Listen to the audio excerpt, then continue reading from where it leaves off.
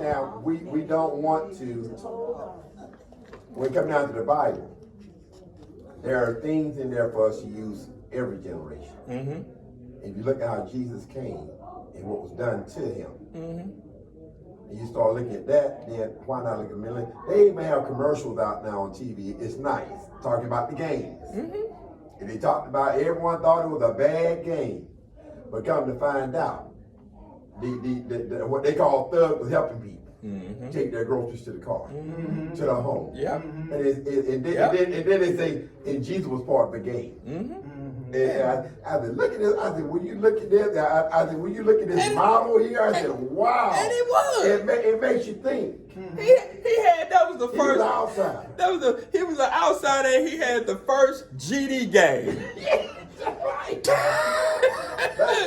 He was the first gangster disciple, Charles. Now, since you brought that up, Don't go back to talking about me being arrogant, because that ain't on the table. now I'm dealing with another problem. I got a nephew. He's about 16. He's the same way when you first came. He put me in mind of you, so I'm working with him now. Same way, See how karma works? Yeah. So you working with him now? It's trying to get him where his fault there when he be sitting there talking to people in the guy, especially when he talking to me. He a little arrogant too. I've got to try to get him back on the right track. So what you're saying in essence, underline what you're trying to tell me is you done fixed me? I need you to talk to him. Oh, now you need my help. But that's a smart man. Really, that's a smart man. Yeah. And he said, you know what? I see in my nephew, or I see in mine what I saw in you. Yep, I agree. I see how you came out. I talk to him. Yeah, right. I think how you come out. It's gonna toss you some White Castles, though. Can you talk to him? Well, you take both of them White Castles. That's not a problem. So those are some of the things that we should do. We need to sit down. We need to find what their interests are and engage in their interests and fund what it is that they're trying to do. Like the statistic of people out of broken homes and different things of that situation out of black ethnicities are almost 75%. Yes, sir.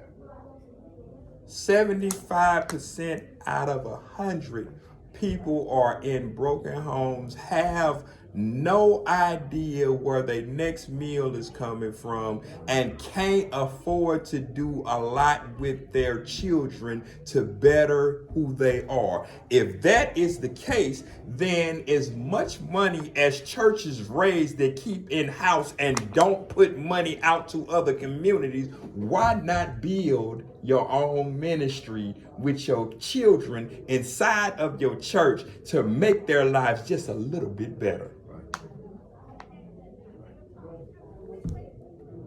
I'm just saying. Y'all getting quiet on me. I'm talking about money. I ain't finna lift no offering. I'm just talking.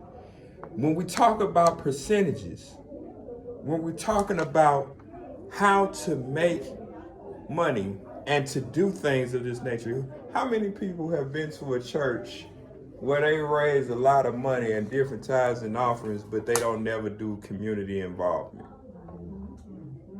How many churches, how many people have been to them type of churches? They'll raise 5 or 6 offerings, but you don't see nothing happening outside the door. In the community. It's all about what's happening inside the wall. Yeah. Y'all ain't gotta say yeah and agree, because I don't want y'all to be compromised. That we already know what it is.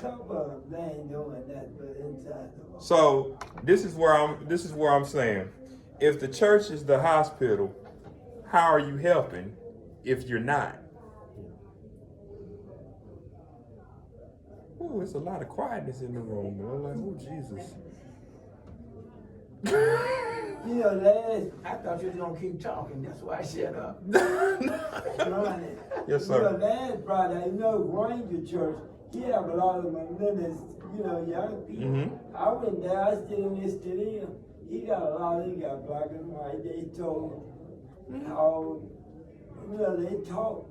See, the problem that I have in Matthew 20 and 18, 19, it says, "Go ye therefore into the world, preaching and teaching." I got a problem with somebody sitting down on God. But you say you are Christians and you're supposed to be followers of them, but you're not doing nothing but teaching salvation to the people inside the church that you already said has salvation.